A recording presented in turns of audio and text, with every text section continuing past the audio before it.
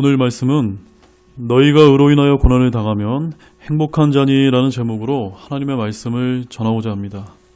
부제는 그리스도인은 낙심하기보다는 소망의 이유에 대해 항상 예비해야 합니다로 정했습니다. 먼저 본문 말씀을 제가 읽어드리겠습니다. 베드로전서 3장 14절에서 15절 말씀입니다. 그러나 너희가 의로 인하여 고난을 당하면 행복한 자니 그들이 두렵게 하는 것을 무서워하지 말고 불안해하지도 말며 오직 너희 마음속에서 주 하나님을 거룩히 구별하고 너희에게 너희 속에 있는 소망의 이유를 묻는 모든 사람에게 대답할 것을 항상 예비하되 온유함과 두려움으로 하며. 사랑하는 여러분, 이번 주에 선거가 끝났고 결과가 나왔습니다. 그 결과에 만족스러우신지요? 어쩌면 선거 결과에 만족스럽지 못해서 낙심하고 계신 분이 있을지도 모릅니다. 저도 만족스럽지 않지만 그것이 세상입니다. 그렇다면 왜 낙심이 될까요? 그것은 혹여 우리가 이 세상의 삶에 너무 얽매여 있기 때문은 아닐까라고 조심스럽게 말씀드립니다. 존 레가도 목사는 이 세상이 어차피 타이타닉호처럼 침몰되고 있는 과정이 있다고 설교한 바 있습니다. 왜냐하면 앞으로 이 세상은 더 나은 세상이 되기보다는 점점 더 하나님의 말씀과 법에서 멀어진 악하고 타락한 세상으로 침몰해 갈 것이기 때문입니다. 다니엘서 7장 25절에 이런 말씀이 있습니다. 또 그가 지극히 높으신 이를 대적하려고 엄청난 말들을 하며 지극히 높으신 이의 성도들을 지치게 하고 또 때와 법을 바꾸려고 생각할 것이며 그들은 한 때와 두 때와 반 때까지 그의 손에 주어지리라. 여기 보면 때와 법을 바꾸려고 생각할 것이며 라고 되어 있는 부분을 주목하시기 바랍니다. 특히 마지막 때 환난기가 되면 단일 세계 정부의 정치 지도자인 적그리스도가 등장해서 그가 성도들을 지치게 하려고 법을 바꾸려 할 것이라고 성경은 대언합니다. 그렇다면 적그리스도가 어떤 식으로 법을 바꾸게 되리라고 상상이 되십니까? 예를 들어서 대한민국도 사회주의 공산주의를 추구하는 사악한 정치 지도자들이 교묘하게 현 자유민주주의 체제를 바꿔보려고 헌법 개정을 시도하는 것과 같습니다. 진보 정치인이라는 자들이 차별금지법을 제정하려는 것과 같습니다. 즉 앞으로 마지막 때에 가까울수록 점점 더 이와 같은 이보다 더 사악한 일들이 벌어지는 것을 불보듯 뻔한 일이며 전 세계적인 차원으로 일어나게 될 것입니다. 따라서 우리의 기도와 달리 빨리 침몰될 수도 있고 천천히 침몰될 수 있지만 침몰되는 예언의 시간표를 멈출 수가 없습니다. 우리는 할 수만 있다면 침몰을 늦출 수 있기 위해 기도하고 애쓰는 것은 필요합니다. 왜냐하면 그것이 성도의 본분이기 때문입니다. 그러나 이 세상의 침몰을 지연시켜 보려고 관심과 노력을 기울여야겠지만 나의 기대대로 결과가 나오지 않는다고 너무 실망하는 것 역시도 그리스도인답지 않은 모습일 수 있습니다. 고린도전서 15장 19절 말씀에 이런 말씀이 있습니다. 만일 우리가 이 세상 삶을 사는 동안에만 그리스도 안에서 소망을 갖는다면 모든 사람들 가운데 우리가 가장 비참한 자니라. 오늘날에 살아가는 그리스도인들 가운데 그리스도 안에서 소망을 가지고 있다고 말하면서도 그 소망이 이 세상 삶을 사는 동안에만 갖는 것처럼 우리가 살아가고 있기 때문에 더 낙심이 되는 것은 아닐까요? 즉 예수님을 믿고 그리스도 안에서 소망을 갖는다는 이 말은 이 세상 삶에 국한된 것이 아니라는 말씀입니다. 그런데도 오늘날 진정한 그리스도인이라면 내가 얻게 된 이 소망을 산 소망이 아니라 죽은 소망처럼 붙들고 살아서는 안 될 것입니다. 베드로전서 1장 3절 말씀을 보십시오. 하나님 곧 우리 주 예수 그리스도의 아버지를 찬송하리로다. 그분께서 자신의 풍성하신 긍휼에 따라 죽은 자들로부터 예수 그리스도를 부활하게 하심으로 우리를 다시 낳아사 산 소망에 이르게 하셨으며. 성경은 우리에게 분명히 우리 주 예수 그리스도의 아버지를 찬송하리라고 권면합니다. 왜냐하면 우리가 얻은 소망은 죽은 소망이 아니기 때문입니다. 예수 그리스도의 부활로 얻게 된 산 소망이기 때문입니다. 산 소망이 살아있는 소망이 되기 위한 전제 조건은 바로 예수 그리스도의 부활 사건입니다. 그러므로 여러분은 죽은 소망을 붙드시겠습니까? 아니면 산 소망을 붙드시겠습니까? 저는 여러분 모두가 산 소망을 붙드시리라고 믿습니다.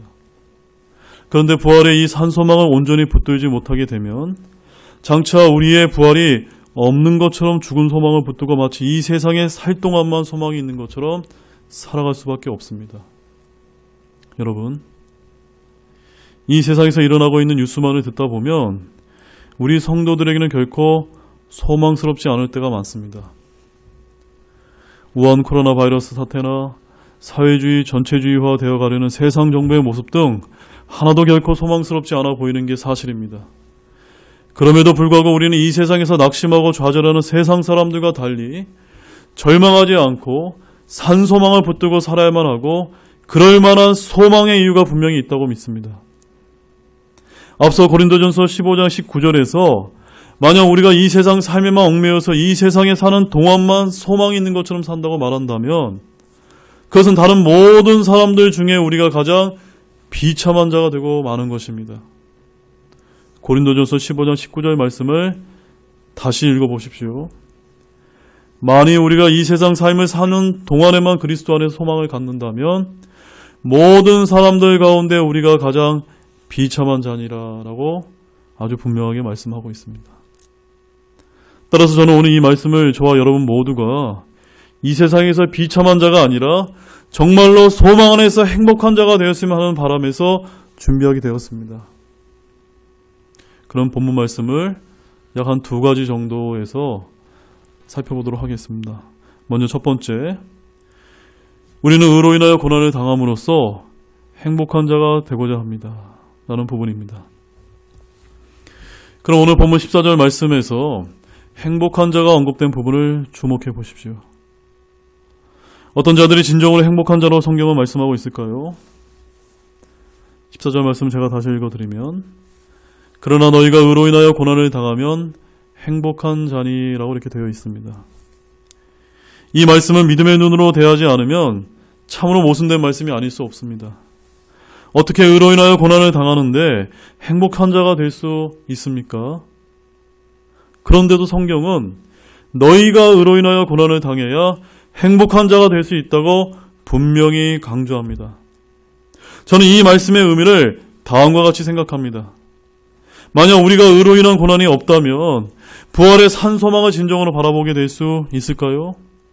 말하자면 혹자는 고생을 해봐야 인생의 가치를 안다고 말했는데 그리스도인이라면 고난이 없다면 참 신앙도 부활의 산 소망도 제대로 깨닫기 쉽지 않다는 그런 의미가 아닐까요? 바로 그것입니다.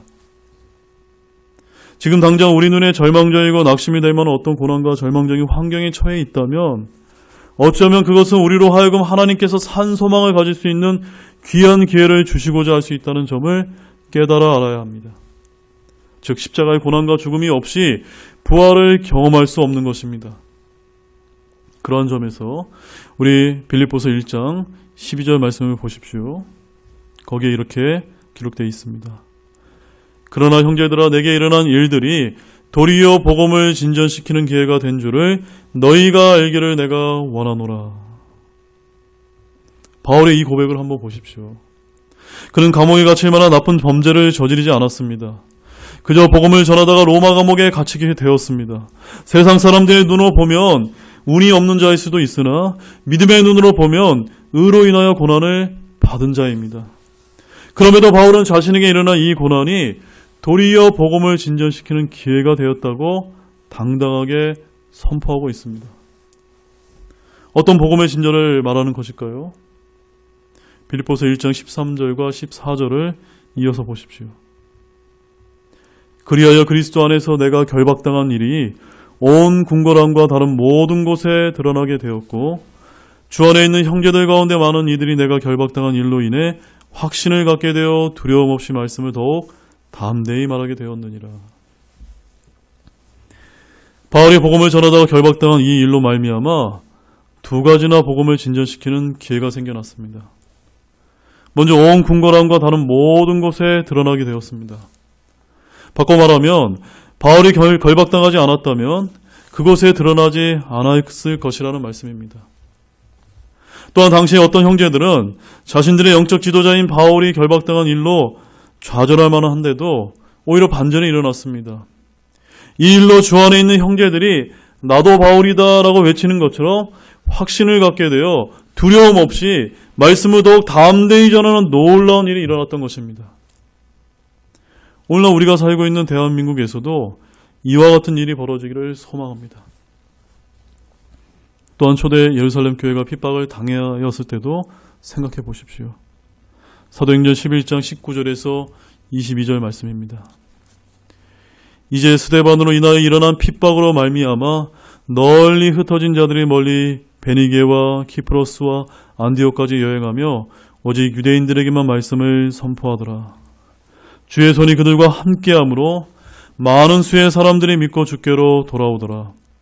그때 이 일들에 관한 소식이 예루살렘에 있던 교회의 귀에 들어가매 그들이 바나바를 보내매 그가 멀리 안디옥까지 가게 하니라.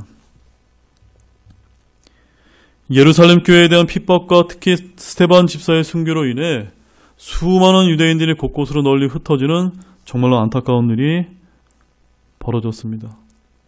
그러나 그러한 예루살렘 교회에 대한 핍박은 그곳에만 머무리려 했던 유대인들을 이방인 도시들로 선교사를 파송하게 되는 계기를 만드는 반전이 일어났습니다. 더욱이 21절을 보면 그때서야 비로소 주의 손이 그들과 함께함으로라고 말씀하여 오히려 수많은 사람들이 예수님을 믿고 회개하는 진정한 역사가 일어났음을 우리는 기억해야 합니다. 따라서 저는 낙관적인 측면에서 오늘날 대한민국에서 벌어지는 영적 상황에도 분명 주의 손이 우리와 함께 하실 수 있는 반전의 역사를 간절히 소망해 봅니다. 물론 그렇게 되지 않을 수도 있으나 여전히 깨어있는 애국 성도들이 이렇게나 많은데 주님께서 이 나라를 버리시지 아니리라 믿습니다. 그리고 예수님께서 갈보리 십자가에 달리셨을 때의 일도 생각해 보십시오. 마태복음 27장 49절에서 50절 말씀입니다. 그 남은 자들이 이르되 가만두라. 엘리야가 와서 그를 구원하는지 우리가 보자 하더라. 예수님께서 다시 큰 소리로 외치고 숨을 거두시니라. 그들은 예수님이 구원받을지를 보자고 조롱했습니다. 주님을 못 받게 했던 자들은 예수님이 십자가에 달려 숨을 거두셨을 때 자신들이 승리했다고 생각했습니다. 그러나 실제로 어떤 일이 벌어졌을까요? 51절과 54절을 이어서 보십시오. 이에 보라, 성전의 휘장이 위에서 아래까지 둘러 찢어지고 땅이 진동하며 바위들이 터지고 무덤들이 열리니 잠든 성도들이 많은 몸이 일어나 그분의 부활 후에 무덤 밖으로 나와서 거룩한 도시로 들어가 많은 사람들에게 보이니라.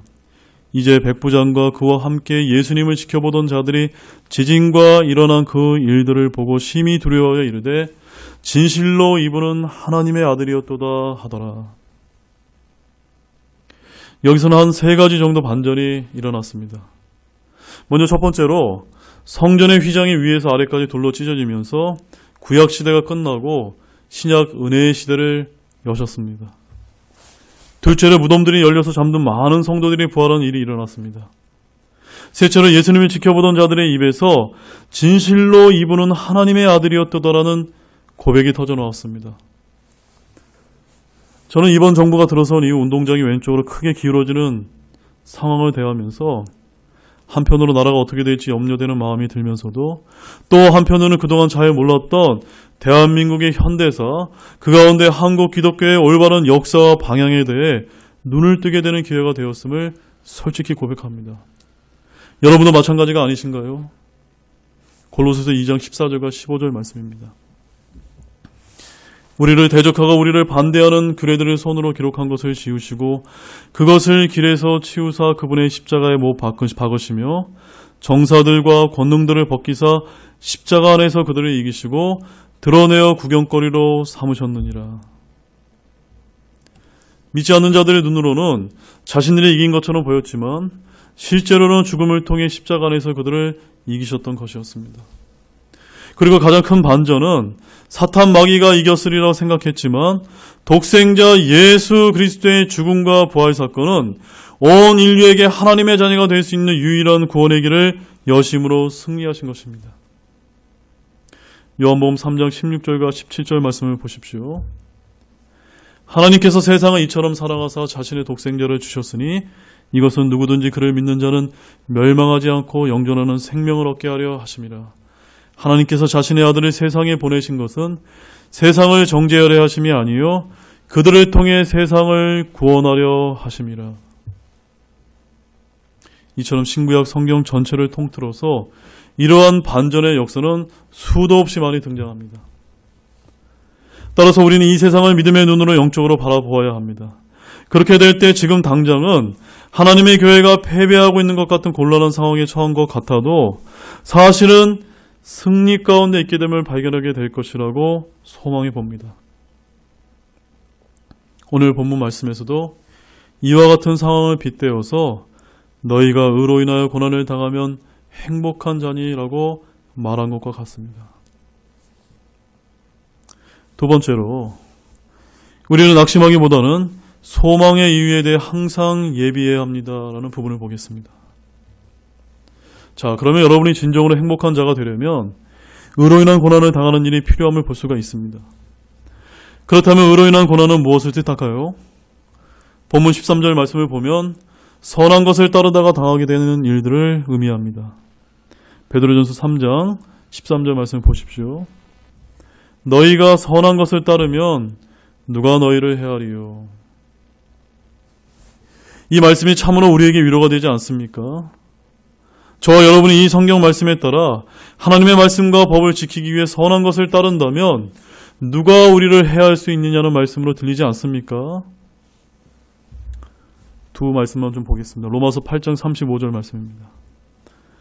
누가 우리를 그리스도의 사랑에서 떼어놓으리요? 환난이나 공경이나 핍박이나 기근이나 벌거벗음이나 위험이나 칼이랴. 그리고 로마서 8장 38절에 39절입니다. 내가 확신하노니 사망이나 생명이나 천사들이나 정사들이나 권능들이나 현재 있는 것들이나 장래 있는 것들이나 높음이나 깊음이나 다른 어떤 창조물이라도 능히 우리를 그리스도 예수 우리 주 안에 있는 하나님의 사랑에서 떼어놓지 못하리라. 그 어떤 환경이나 공경이나 핍박이나 기근이나 위험이나 칼이라 할지라도 우리를 그리스도 예수 우리 주 안에 있는 하나님의 사랑에서 결코 떼어놓지 못합니다. 심지어 사탄 마귀라 할지라도 우리의 생명이 죽을지라도 아들의 생명으로 구원하신 그 하나님과의 관계로부터 끊어지지 않고 우리의 구원은 영원히 보장되고 지속됩니다. 저는 이러한 굳은 믿음을 위해 기독교 역사 2000년간 수많은 믿음의 선조들이 피 흘리는 순교를 당하였지만 그들의 천국행을 막지 못했음을 확신합니다. 그리고 그들은 이 베드로전서 3장 14절 말씀을 지금도 생생하게 전해주고 있다라고 그렇게 믿고 있습니다. 14절 말씀 다시 한번 읽겠습니다. 그러나 너희가 의로 인하여 고난을 당하면 행복한 자니 그들이 두렵게 하는 것을 무서워하지 말고 불안해하지도 말며. 여러분이 의로 인하여 고난을 당하면 행복한 자라는 이 말씀은 수많은 믿음의 선조들을 통해 증거되어 온 것입니다. 그리고 또 이렇게 선포합니다. 그들이 두렵게 하는 것을 무서워하지 말고 불안해하지도 말며. 따라서 우리는 다가오는 일들 때문에 두렵거나 불안해하지 마시기 바랍니다. 저와 여러분에게 필요한 것은 두려움과 불안감이 아니라 산소망의 믿음을 가지는 것입니다. 그런데 그렇게 되려면 또한 본문 16절 말씀처럼 우리는 그리스도인으로서 선한 영심을 가져야 합니다. 16절 말씀입니다. 선한 영심을 가지라. 이것은 너희를 가리켜 악을 행하는 자라 비방하며 그리스도 안에 있는 너희의 선한 행실을 거짓으로 비난한 자들이 부끄러움을 당하게 하려 함이라. 우리가 선한 양심을 가지고 살다 보면 때로는 어떤 사람들이 악을 행하는 자라고 비방하며 그리스도 안에 있는 여러분의 선한 행실을 거짓으로 비난받게 될 수도 있습니다. 그런 일들이 발생하더라도 결코 낙심해서는 안 됩니다. 왜냐하면 그것이 하나님의 뜻이기 때문입니다. 본문 17절을 보십시오. 너희가 선을 행함으로 고난을 받는 것이 하나님의 뜻일진데 악을 행함으로 고난을 받는 것보다 나으니라. 우리는 항상 하나님의 뜻을 찾기 위해 애씁니다. 봉사와 섬김도, 기도와 선을 행함도 모두 하나님의 뜻을 구하기 위함이라고 말하곤 합니다. 그러나 그러한 것들이 아니라는 말씀이 아니라 우리가 하나님의 뜻을 구하는 쉬운 방법이 있음을 알려드리기 위함입니다. 그러면 하나님의 뜻은 무엇일까요? 네, 맞습니다. 우리가 선을 행함으로 고난을 받는 것이 바로 하나님의 뜻입니다. 이를 좀 더 구체적으로 설명을 드리면 어쩌면 우리의 기도와 원함과 달리 우리나라를 비롯한 전 세계는 더욱더 사회주의, 전체주의 국가의 모습으로 바뀔지도 모릅니다.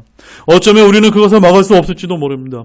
그러나 그렇더라도 우리 믿는 그리스도인들은 그리스도인답게 옳은 것은 옳다고 그른 것은 그르다고 선을 행함으로써 의로 인하여 고난을 받는 것이 하나님의 뜻임을 알아야 합니다.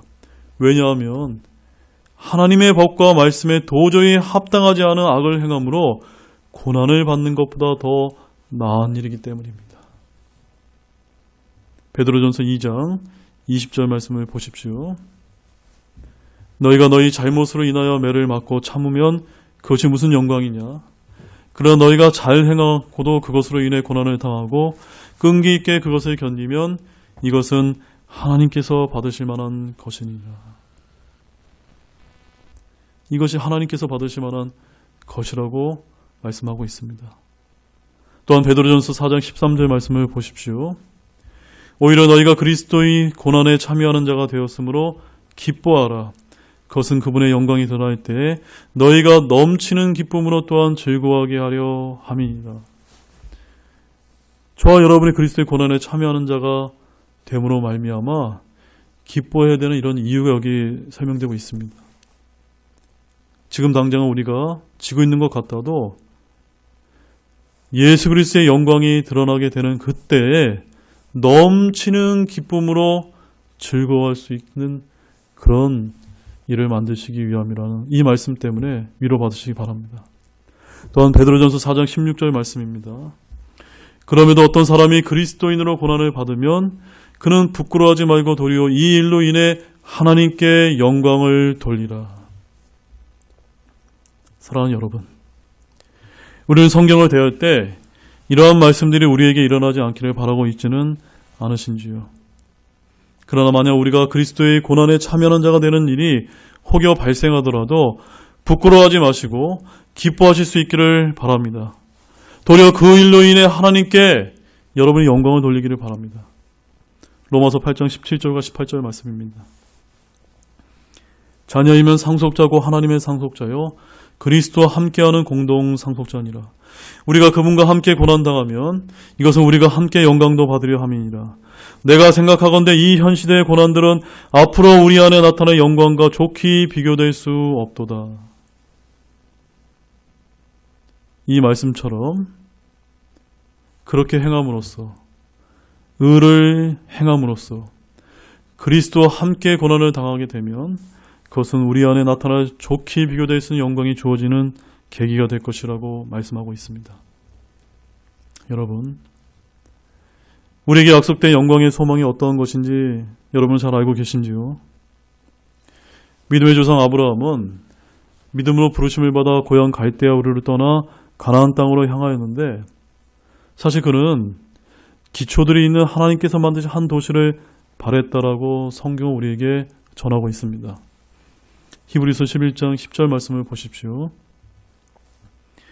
이는 그가 기초들이 있는 한 도시를 바랐기 때문이라. 그것의 건축자와 만드신 분은 하나님이시니라. 여기서 아브라함이 바랐던 이 도시는 어디를 말하는 것일까요? 네, 맞습니다. 이것이 바로 우리가 셋째 하늘에 올라가서 거하게 될 새 예루살렘 도시입니다. 예수님께서는 이 땅에 있는 우리들에게 마음에 근심하지 말고 하나님을 믿고 나를 믿으라고 하시면서 구원받은 자들을 위해 처소를 예비하러 가셨다라고 말씀하셨습니다. 요한복음 14장 1절과 2절 말씀을 보시면 너희는 마음에 근심하지 말라. 하나님을 믿고 또한 나를 믿으라. 내 아버지 집에 거할 곳이 많도다. 그렇지 않으면 내가 너희에게 말해 주었으리라. 내가 너희를 위해 처소를 예비하러 가노니. 이렇게 새 예루살렘은 저와 여러분을 위한 처소입니다.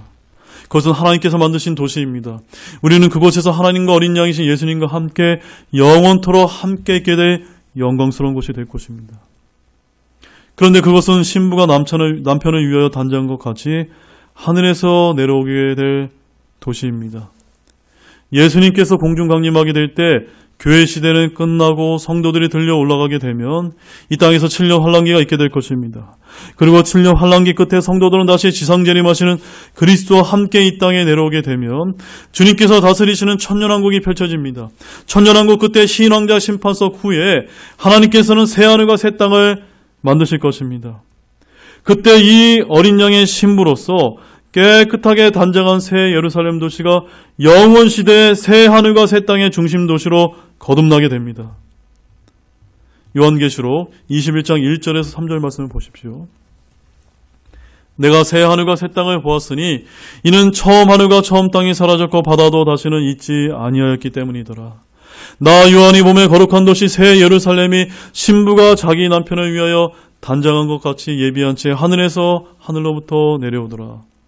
내가 하늘에서 나는 큰 음성을 들으니 이르되 보라, 하나님의 성막이 사람들과 함께 있고 그분께서 그들과 함께 거하시리라. 그들은 그분의 백성이 되고 하나님께서는 친히 그들과 함께 계셔서 그들의 하나님이 되시리라. 정말로 귀한 말씀이 아닙니까? 여기서 3절 말씀처럼 새 예루살렘에는 하나님의 성막이 함께 하셔서 구원받은 자녀들과 함께 영원히 거하시게 됩니다. 이제 하나님께서는 친히 그들의 영원한 하나님이 되실 것입니다. 이 세상 살면은 눈물이 많습니다. 전쟁 때문에, 다툼 때문에, 고통 때문에 흘리는 많은 눈물이 있습니다. 그러나 그곳에 이르게 되면 더 이상 눈물이 없습니다. 다시는 사망도, 슬픔도, 울부짖음도, 아픔도 결코 없습니다. 이러한 것이 있으리라고 상상이 되십니까? 요한계시록 21장 4절 말씀 보십시오. 또 하나님께서 그들의 눈에서 모든 눈물을 씻어주시리라. 다시는 사망이 없고 슬픔도 울부짖음도 없으며 또 아픔도 다시는 없으리니 이는 이전 것들이 지나갔기 때문이라 하더라. 저와 여러분의 약속된 거룩한 도시 새 예루살렘은 우리를 위해 예비된 도시입니다. 그래서 로마서 8장 18절 말씀 제가 다시 한번 읽어드리면 내가 생각하건대 이 현 시대의 고난들은 앞으로 우리 안에 나타날 영광과 좋게 비교될 수 없도다 라고 되어 있습니다. 이처럼 우리는 감히 앞으로 어떤 일들이 우리에게 펼쳐질지 감히 상상하지 못합니다. 현재 우리가 겪고 있는 고난들은 장차 우리가 영광스러운 부활의 몸을 입고 천년왕국을 거쳐 영원 세상에서 새 예루살렘에 거하게 될 그 영광과 좋게 비교될 수 없을 것입니다. 사랑하는 성도 여러분, 따라서 때로는 낙담이 되고 고난 때문에 힘들어도 우리에게 약속된 이 영광스러운 소망으로 인하여 행복한 자가 되시기를 바랍니다. 그렇다면 우리는 그리스도 안에서 행복한 자로서 무엇을 준비해야 할까요? 오늘 본문 15절과 16절 말씀을 보시겠습니다. 오직 너희 마음속에서 주 하나님을 거룩히 구별하고 너희에게 너희 속에 있는 소망의 이유를 묻는 모든 사람에게 대답할 것을 항상 예비하되 온유함과 두려움으로 하며 선한 양심을 가지라. 이것은 너희를 가리켜 악을 행하는 자라 비방하며 그리스도 안에 있는 너희의 선한 행실을 거짓으로 비난하는 자들이 부끄러움을 당하게 하려 함이라. 우리는 소망의 이유를 묻는 모든 사람에게 대답할 것을 항상 예비해야 합니다. 이게 무슨 뜻이냐면 어떤 사람이 당신은 그리스도인인데 그렇게 어려운 고난이 닥쳤는데도 어떻게 행복한 자가처럼 소망을 가질 수 있느냐, 그 이유가 무엇이냐는 질문을 받을 준비를 항상 예비해야 합니다. 아무도 그렇게 살지 못하면 이러한 질문을 받을 특권을 경험하지 못할 것입니다. 그러나 그렇게 의로 인하여 고난을 당함에도 행복한 그리스도인의 모습을 당당하게 살아가게 된다면 틀림없이 그 소망의 이유가 무엇인지 질문을 받게 될 것입니다.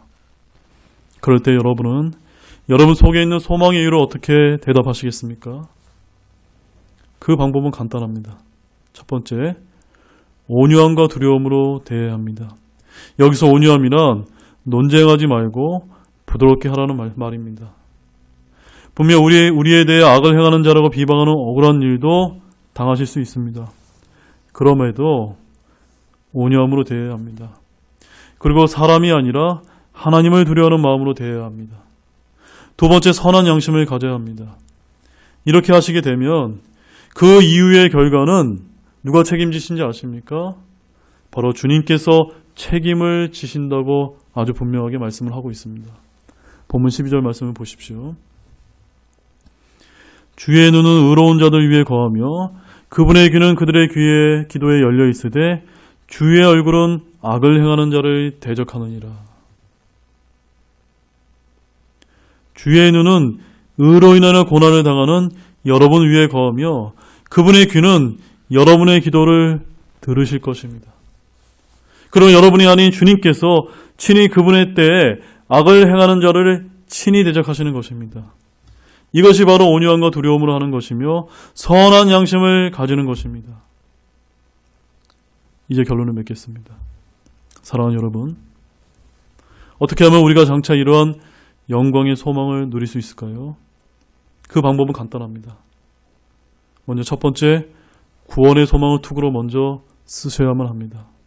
이것이 가장 시급하고 중요합니다. 데살로니가전서 5장 8절 말씀을 보십시오. 그러나 낮에 속한 우리는 정신을 차려 믿음과 사랑의 흉갑을 입고 구원의 소망을 투구로 쓰자. 즉 예수 그리스도의 복음을 통해 믿음으로 구원을 받아야 합니다. 그렇게 함으로써 여러분의 이름은 생명책에 기록됩니다. 어린 양의 생명책에 기록된 자들만이 새 예루살렘에 들어가게 됩니다. 계시록 21장 27절 말씀을 보십시오. 더럽게 하는 것은 어떤 것이든지 결코 그것으로 들어가지 못하며 또 무엇이든지 가증한 것을 이루게 하거나 거짓말을 지어내는 것도 들어가지 못하되 오직 어린 양의 생명책에 기록된 자들만 들어가리라.